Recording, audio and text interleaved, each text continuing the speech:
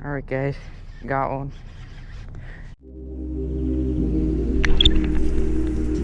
I just caught this freaking fat mama.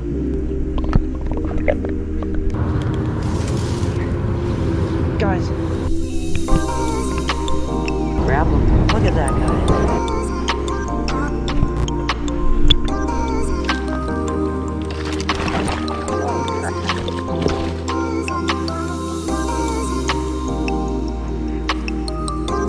Look at that, guys.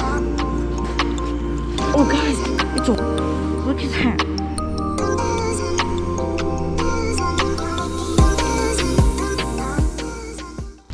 Hey guys, FWT here. Got my kayak. Brought 5 rods, 2 spinning rods, 2 baitcasters, and my ultralight. See if we can get some panfish today. But yeah, we're at Holmes Reservoir.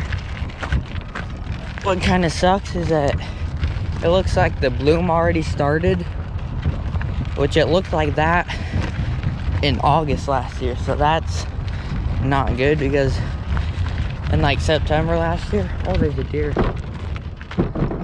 Look at that.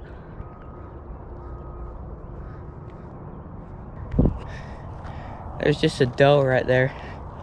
Hopefully I can zoom in for you guys, but yeah. At least it wasn't a mountain lion. They got those up here, and honestly, I'm scared of those things. I'll probably never come face to face with one of those though. But yeah, looks like the water came up. The water's been coming up like 2 feet every 2 days, so it's almost full. We need about 5 more feet and it'll be full. Today I brought my cooler. The first time bringing the cord this year on the yak. Holy crap, look at that.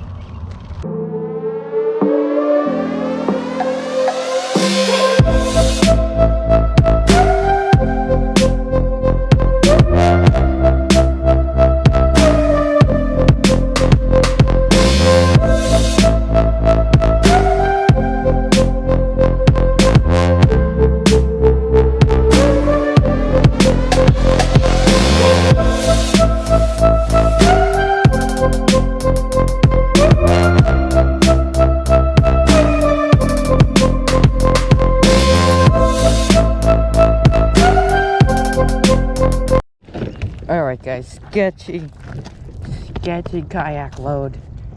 This ramp is steep and slippery. Okay. Oh, we did it. Oh, scared me for a second. But I have to have my boots when I get out. I'm pretty sure the water ski club is gonna come today, so I'll probably have to get out the back way, which is what I've been doing. Guess it's time to get on.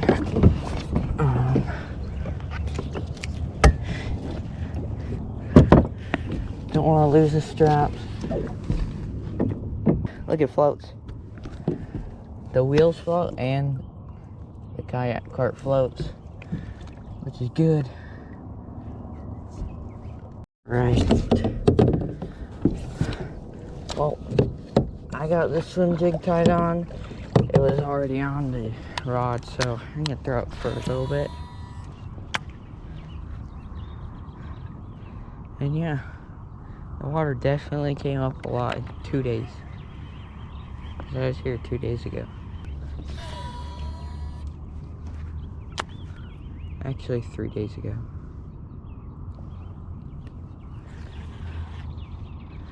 Looks like the water plants are already growing.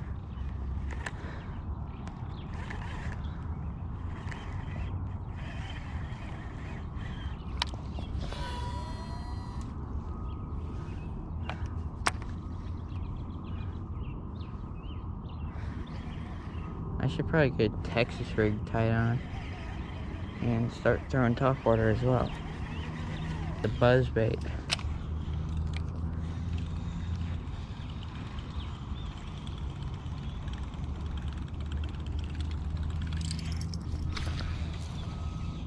Alright, yeah, that was a good cast right there.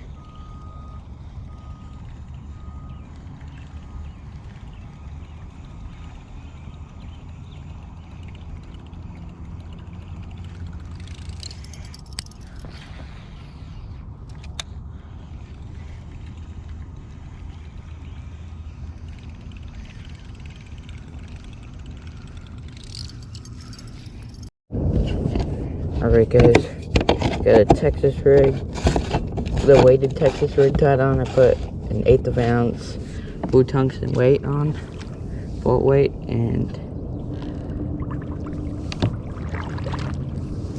oh, let's see what we can get. I also put the Googan Baits Kraken craw on. I think it's the Alabama craw color.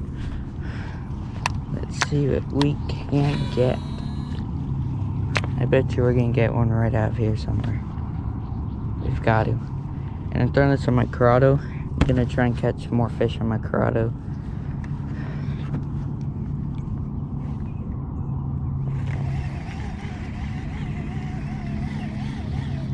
Rather than my spinning rod, which I usually throw this stuff on. So yeah.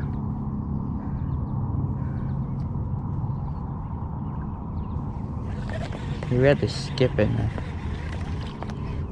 With the Curado, I can really only skip backhand. It's weird.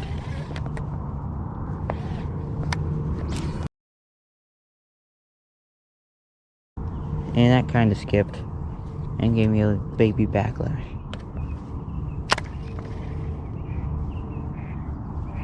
There's gotta be one right by those trees though. Somewhere on this point there's at least one. I might get wrapped up on the trees, but all I have to worry about is getting it in there and hooking it, and then worry about getting it out. Because if I get it out, I caught fish, but if I never even tried to go in there because I thought I would get stuck, I ain't got a fish. Sometimes they'll break off, sometimes they won't. You just don't have to worry about how you're gonna get them out. Yeah, let's move a little bit. I just had a fish. Dang it, I set the hook before turning on the camera. I didn't hook it though. Set the hook, but didn't hook it. It felt like solid though. Kinda felt like a catfish or something. I don't know if I would have been able to get it out. It was like stuck in the log. Guys, I just had one on the buzz bait. Heck yeah. Guys, I just got a blow off. I think it was a littler one. I kind of set the hook, not really. I just wanted to get the GoPro started recording. But hey, they're hitting top water.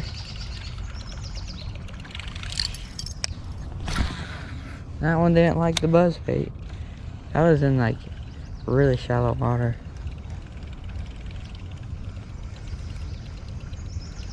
Like right when I started reeling, it came up for it. It was about right there. Dang it.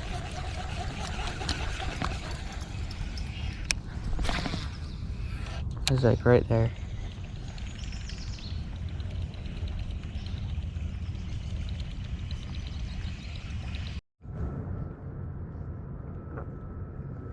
Well guys, I'm to a good spot where a lot of panfish are, so decided to pop out my ultralight for a little bit. Saw a little bass and a little bluegill. So we'll see if we can't catch anything on this. Alright guys, got one. Didn't get the hook set on film, but look at that. This one might come unhooked, I don't know. We got him. Check that out. This might be the same fish that I caught a little bit ago. Or if you did. 13 1/4 inches. Okay, quick rundown, really quick. So I came over here because I saw the boaters were coming. and you're supposed to come on this side when the boaters are here. So I did. I came on this side, and just right there, I saw a bunch of little ones just swimming around right here. And then I casted right in those things, and then my line just started going. So set the hook and thought I was gonna lose him. He got wrapped up a little bit. But hey, 13 1/4 inch bass. I'm gonna weigh this one so I know how much it weighs, so I get my guessing skills better. Look zeroed out.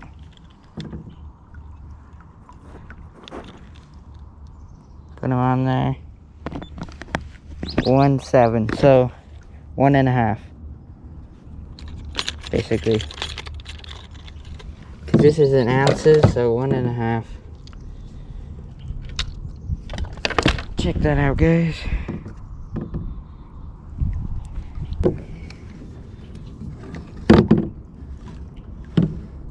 There it goes. 1.5 pounder, 13 1/4 inches. So, yeah. That's also where I caught that other bass a few days ago. Except it was right over there. That's why I'm thinking it might be the same fish.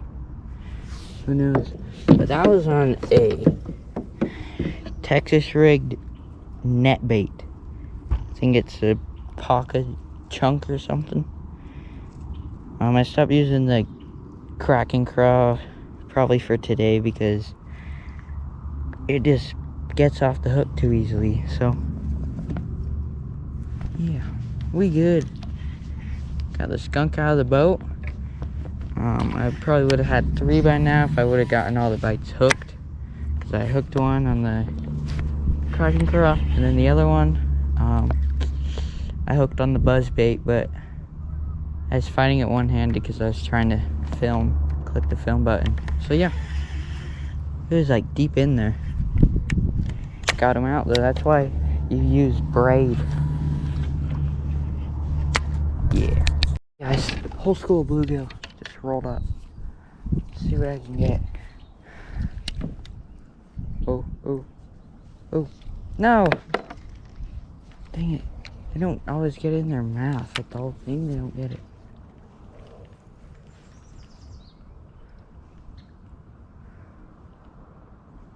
There's a bunch of like underwater plants right here, and they just randomly came out of those. The whole school. That's what I gotta throw the top water on. I need to throw the top water right above that.